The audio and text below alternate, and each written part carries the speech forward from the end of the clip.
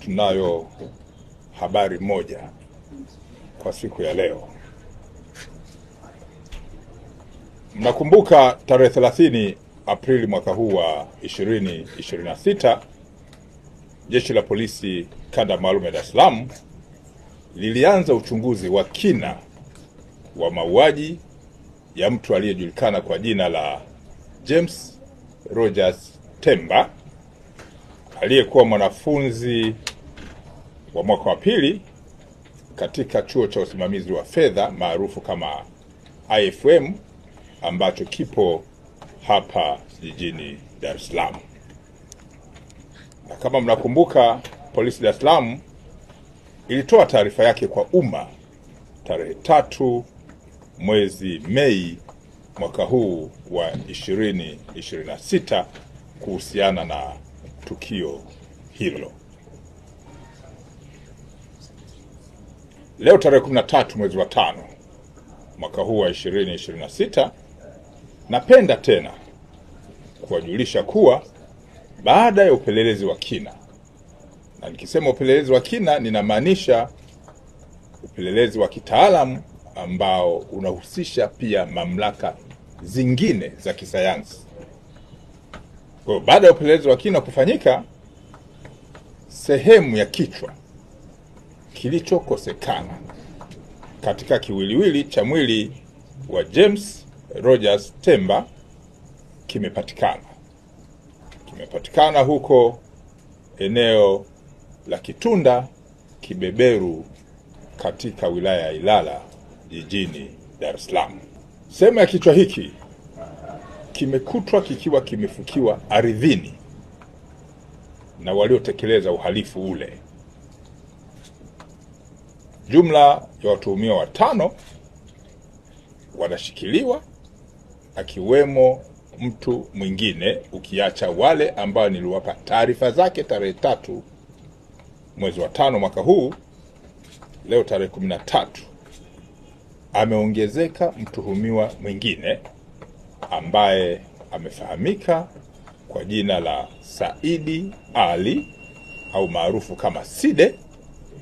Huyu ni Mzigua mwenye umri wa miaka 31 ambaye ni mganga wa kienyeji ambaye anakaa eneo hilo la Kibeberu, Kitunda, Ilala hapa jijini Dar es Salaam. Taratibu za kisheria zinakamilishwa ili mamlaka zingine za kisheria ziweze kuendelea na hatua zingine. Polisi Kanda Maalum ya Dar es Salaam linaendelea kuwashukuru kwa dhati wananchi na mamlaka zingine za kisheria za uchunguzi wa kisayansi.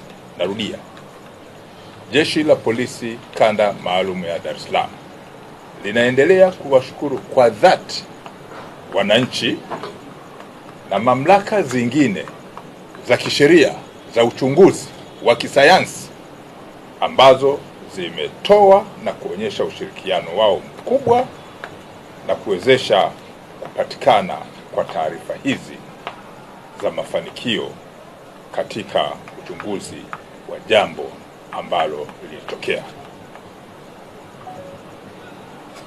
Aidha, Jeshi la Polisi Kanda Maalum ya Dar es Salaam linatoa wito kwa wananchi kuendelea kuwa watulivu na kujenga tabia ya kuviachia vyombo vyenye mamlaka ya kisheria ya kutekeleza majukumu haya ya kiuchunguzi na ya kitaalamu, hasa pale pindi linapotokea tukio au tatizo, na kuwaomba kuacha tabia ya kutoa taarifa za upotoshaji zenye lengo la kuchelewesha upelelezi na kuzua taharuki. Polisi Dar es Salaam inaendelea kulani, narudia, Polisi Dar es Salaam inaendelea kulani watuhumiwa waliotekeleza tukio hili baya